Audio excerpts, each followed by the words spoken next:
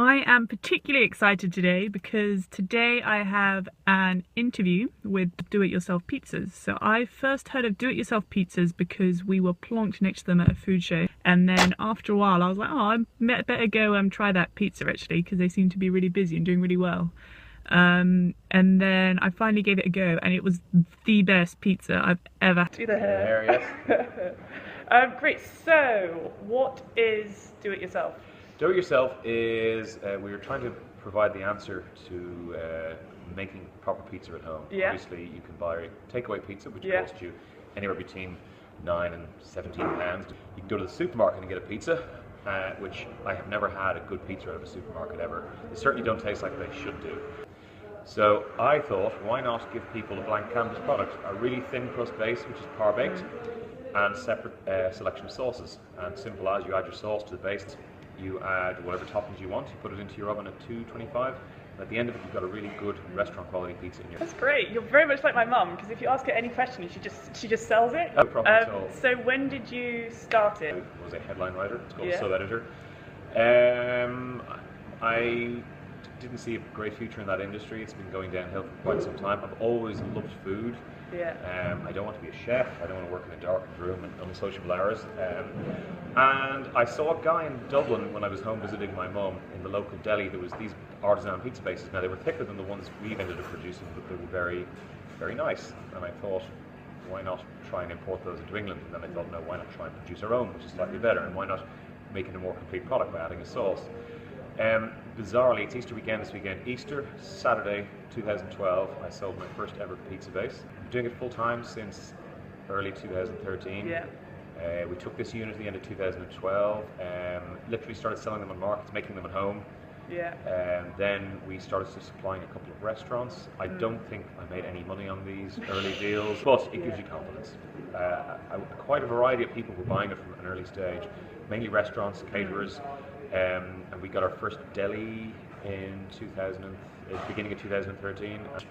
I think one of the nicest things is when you start getting contacted by people out of the blue. Absolutely. Then we started doing food shows, and we had a great early run of success. But by the time, that was when I realized the downfall, the pitfalls of doing when you have your own business, because you marry it. I had two young children. They were particularly young at the time. My boy is now 9, my girl is 7. Take 3 years off that. They're at a very high maintenance age, shall we say. They require a lot of care, but I was effectively taking on another child with this business. By the end of 2013, I had no time off. I was going to all the food shows. I was making all the stuff in here. We obviously had a couple of staff at this stage. I was going to food shows. I was doing all the selling, all the driving, all the delivery, doing it. I was every department head going. I was it. I was just worn out by the end of the year. I lost my enthusiasm for it, and I actually genuinely questioned, can I go on with this? I don't. But a large part of business is learning and getting the right people around you. I was working very hard, but I wasn't perhaps working very smart. And then we got a couple of breaks in 2014. We were doing a food show in Derbyshire. And this guy came to the stall. He said, oh, we make pizza ovens. We supplied the River Cottages. Well, you probably made the first ever pizza oven I cooked pizza on. And he said, we are festival caterers. We make pizza ovens, but we go and do all the big music festivals. He contacted me 2 days later, and he said, we've been using dough balls for the past 3 years, and they're a nightmare. My products, they could be carried in boxes of 100, so he could suddenly rock up with 1,000 bases in 10 of those boxes. So easy to store. They cook beautifully on a wood-fired oven, and this guy bought 25,000 bases off us the first summer. Wow. It was enough to keep the place humming. Came back last year. He cut down the amount of festivals he did, but we'd grown our retail by this stage, which is the key. Retail is the key, because it's food shows are great for generating cash early on, but I'd rather be in here 5 days a week making bases that I know are already bought. Food shows can be very hit and miss as well. We know that. So we tend to do, we do obviously local stuff in the Northwest, but we do, our main thing in the Northwest is artisan markets. I entered a competition about 18 months ago, which was Britain's Next Top Producer. I had to go down and do a pitch in front of Ocado. I was in a big boardroom with all these other hopefuls with their products beforehand. And like an idiot, I turned up in a suit, which is very un-Ocado, because they're not like normal buyers. They're like kind of tech geeks almost. It's like Google meets Tesco almost. They I went in, I had my pitch, but this was a really nice thing. I was talking for 10 seconds, the guy just went, I get it, I love it. So he just got it. The prize was 10 grand's worth of free advertising with Ocado and a listing. Yeah.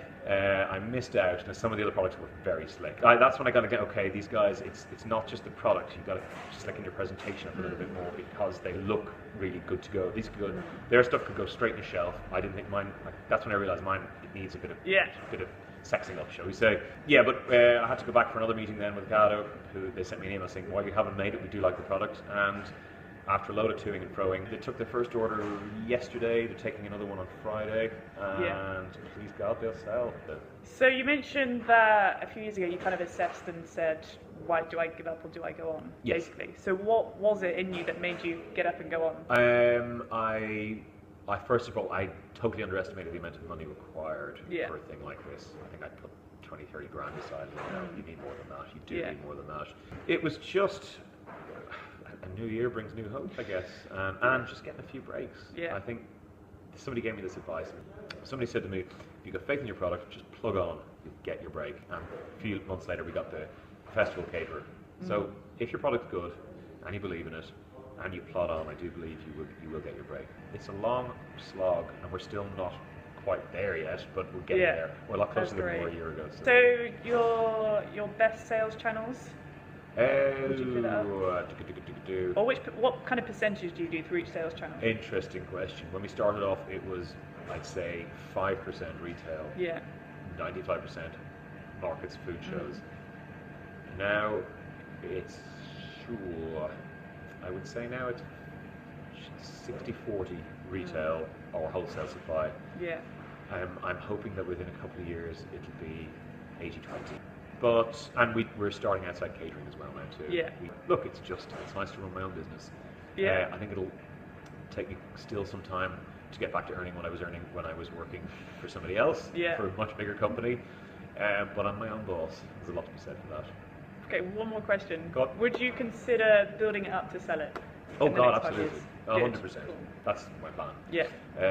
I think I'd like to get us into one more major retailer. Waitrose, as you had mentioned, I'd love to get us into Amazon.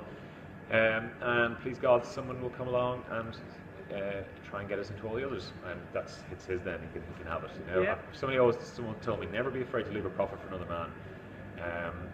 And I love my business. I'm proud of what we've achieved so far, but there's other things I'd like to do as well.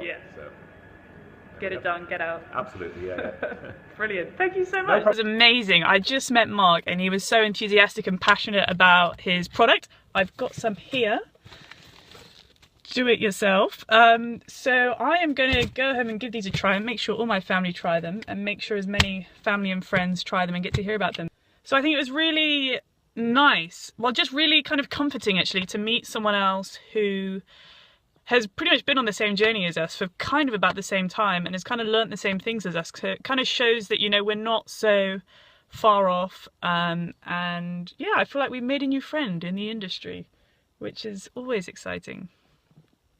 I would like to report to the world that I have just seen a sign that says grammar school for dogs. How do you teach grammar to dogs?